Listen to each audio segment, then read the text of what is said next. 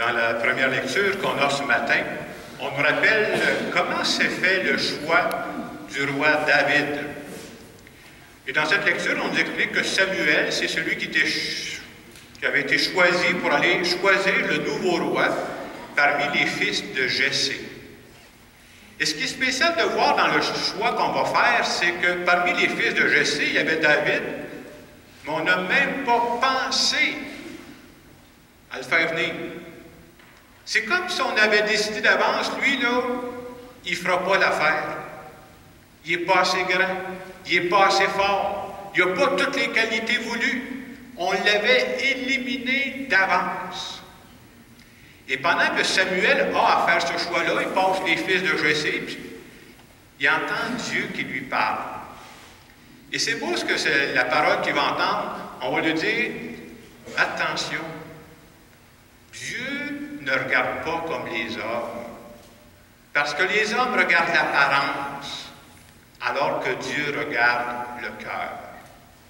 Et finalement, suite à cette lecture-là, on nous dit que celui qui a été choisi, c'est celui qu'on croyait qu'il ne fera pas l'affaire. C'est celui qui n'avait pas les critères que tout le monde disait autour de lui. C'est le petit David, le dernier, qui va être choisi pour être roi d'Israël. Et à travers ce choix du roi David, ça nous dit beaucoup sur les choix de Dieu.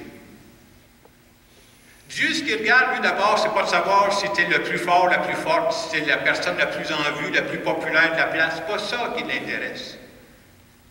Dieu est convaincu qu'il est capable de faire du bien, même avec des personnes qui ont des limites, qui n'ont pas toutes les qualités. Et ça, c'est une bonne nouvelle pour nous autres. Dieu est convaincu qu'il peut faire du bien, même si on a des limites, si on fait des erreurs dans la vie, si on n'a pas toutes les qualités. Et l'évangile qu'on a ce matin, je trouve, donne un bel exemple de ça. Dans l'évangile qu'on a ce matin, on nous dit que Jésus va guérir un aveugle de naissance. Il faut savoir qu'au temps de Jésus, un aveugle de naissance, c'est quelqu'un qui valait pas cher. Parce qu'ils étaient convaincus que si cet homme-là était aveugle, à cette époque-là, vous savez ce qu'ils pensaient? Tu as fait quelque chose de pas correct. C'est une punition. Puis si ce n'est pas de ta faute, c'est la faute de tes parents. En tout cas, t'écroches de toute façon. Donc, un homme qui, aux yeux des autres, n'a pas beaucoup de valeur. Et l'Évangile commence en disant que Jésus va sortir du temple. Et quand Jésus sort du temple, vous comprendrez, dans le temple, il y avait beaucoup de personnes qui circulaient là. Il y a probablement beaucoup de personnes qui veulent voir Jésus, qui veulent lui parler. Et au milieu de cette cohue de personnes qui sont là, l'Évangile prend la peine de nous dire que parmi tous ces gens-là, il y a un homme aveugle, il est à terre. Il est à terre dans tous les sens du mot, c'est ça qu'on veut nous faire comprendre. Puis on va essayer de voir qu'est-ce qui va arriver avec lui, cet homme-là. C'est un peu imagé, mais je dirais la situation de cet homme-là, je la compare un peu à mon papier que j'ai emmené ce matin.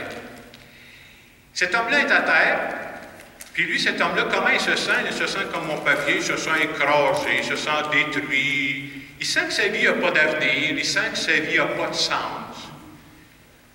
Puis là, on nous dit que Jésus va passer à côté de lui. L'aveugle, il ne voit pas, lui, là, mais il entend. Les gens jasent autour. Hein? Et, hey, Jésus dans le coin, il a entendu parler. Puis à un moment donné, il dit, bien, peut-être que c'est ma chance ce matin. Peut-être qu'un matin, là, je vais être délivré de ça. Mais en même temps, l'autre pensée qui lui revient, c'est de dire, pensez-vous vraiment que parmi toutes ces personnes-là, là, qui ont l'air en forme, qui ont l'air des belles qualités, pensez-vous vraiment que Jésus, il va s'arrêter pour moi? Alors cet homme-là se sent vraiment comme si j'étais écrasé au milieu de tout ça, je n'ai pas de valeur, je suis tout croche.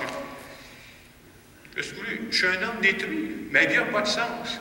Et qu'est-ce qu'on fait aujourd'hui, cet aveugle-là doit se dire là, qu'est-ce qu'on fait aujourd'hui avec des gens que la société a décidé que c'était pas bon? Tu ne vaux rien, puis de toute façon, c'est une punition si tu es aveugle. Qu'est-ce qu'on fait avec des gens qui sont plus productifs, des gens qui ne sont pas efficaces, des gens qui ne rapportent pas? Qu'est-ce qu'on fait avec ces gens-là? Bien, avec ces gens-là, on met ça à poubelle. Et cet aveugle-là se sentait exactement comme ça. Comme un papier qu'on jette à la poubelle, t'es pas utile. On passe au vidange. Et en même temps, cet aveugle-là, on pourrait dire qu'il avait à l'intérieur de lui ce qu'on pourrait appeler une lueur d'espoir. Et vous savez ce que ça veut dire, une lueur d'espoir? Une lueur d'espoir, ça veut dire prier. Prier, c'est croire que Dieu entend malgré tout ce que la foule peut dire. Prier, c'est croire que Dieu entend malgré tous les critères que notre monde semble donner. Prier, c'est croire que Dieu entend malgré moi-même comment je peux me regarder des fois puis je n'ai pas un bon regard sur moi. Prier, c'est croire que Dieu entend même si j'ai des faiblesses, même si j'ai des limites. Prier, c'est croire que Dieu entend même si j'ai fait des erreurs. Et devant cet homme aveugle, on nous dit que, je trouve ça beau, hein? C'est symbolique, on nous dit que Jésus va se pencher vers lui. Jésus se penche vers un homme qui est à terre. On nous dit qu'il va lui mettre de la boue dans les yeux, de la salive dans les yeux pour le guérir. Et quand Jésus se penche vers cet homme-là qui est aveugle, c'est comme si Jésus, il sait décoder le cri que l'aveugle n'a jamais fait. Mais il décode dans son cœur, c'est un peu le cri que... Qu'est-ce qu'il demanderait, cet aveugle-là? Et le cri de l'aveugle, finalement, c'est quoi? C'est de dire, récupère-moi. Fais quelque chose avec ma vie. Fais que ma vie ait du sens. Moi, j'ai l'impression que ma vie est complètement inutile. Viens me chercher, viens me récupérer. Et c'est exactement ce que Jésus va faire. Il va aller le chercher, puis il va aller le récupérer. On pourrait dire, c'est une façon imagée que je vous parle, on pourrait dire que Dieu, Jésus, c'est celui qui fait le tour des poubelles du monde. Ce que j'appelle les poubelles du monde, c'est que marchez-vous avec tous les critères du monde. S'il te manque un critère, ôte-toi de là. On n'a pas besoin de toi. Tu es inutile. Tu es passé date. On n'a plus besoin de toi. Et Jésus va l'accompagner là-dedans. Et l'aveugle, bien entendu, l'aveugle, lui, Jésus va le guérir. Pour d'autres, ça va être des guérisons qui prennent plus de temps. Mais Jésus, c'est celui qui va le déplier, qui va le ramener un peu. Et à travers ça, tout ce qu'il a besoin, c'est que d'entendre l'aveugle, il va dire « Occupe-toi de moi, déplie-moi. Je sais que je suis une personne limitée, je sais que j'ai été brisé dans ma vie. Occupe-toi de moi, fais quelque chose avec moi. » Et ce que je vous conte là ce matin, c'est sûr que c'est juste l'histoire de l'aveugle. Mais vous comprenez que si on écoute l'Évangile ce matin, c'est pour nous dire que ce n'est pas juste l'histoire de l'aveugle, c'est notre vie à nous autres.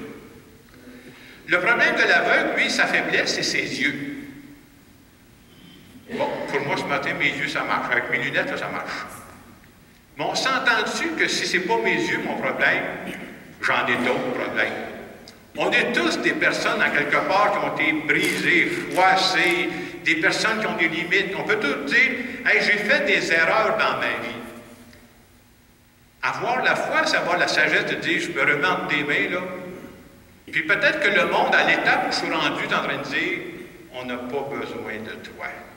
Tu es inutile, tu n'es pas rentable, tu n'es pas productif. Je choisis de me mettre entre les mains de Dieu.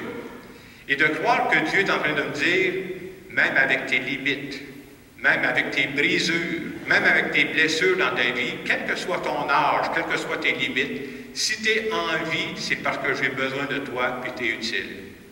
Et si on a la sagesse de se mettre entre les mains de Dieu, bien peut-être qu'à un moment donné, il va nous déplier assez. Et quand on va se déplier, peut-être qu'on va se rendre compte que, pour ceux qui sont loin, c'est le visage de Jésus que j'ai entre les mains. Je peux être visage de Dieu, même aujourd'hui. C'est vrai que je suis fripé, ça prendrait un fer à repasser, là. C'est vrai que j'aurais besoin peut-être d'un lifting, peut-être que je suis déchiré, peut-être que je suis froissé. Mais la bonne nouvelle de la fin de semaine, c'est que Dieu a choisi de passer à travers des personnes limitées, des personnes qui n'ont pas toutes les qualités, des personnes qui n'ont pas tous les critères du monde. Mais aux yeux de Dieu, je serai toujours important. Et tant que je suis en vie, la société pourrait dire que je suis inutile, que je ne rapporte pas, que je ne suis pas productif. Aux yeux de Dieu, je serai toujours une personne utile. Dieu veut passer par moi pour être présence dans notre monde. Alors ce matin, si c'est vrai que cette parole de Dieu s'adresse à nous, on peut prendre un moment pour se demander comment cet évangile-là, qui nous parle d'un aveugle, mais en réalité qui veut nous parler de nous, qu'est-ce que Dieu est en train de me dire à travers cette parole ce matin?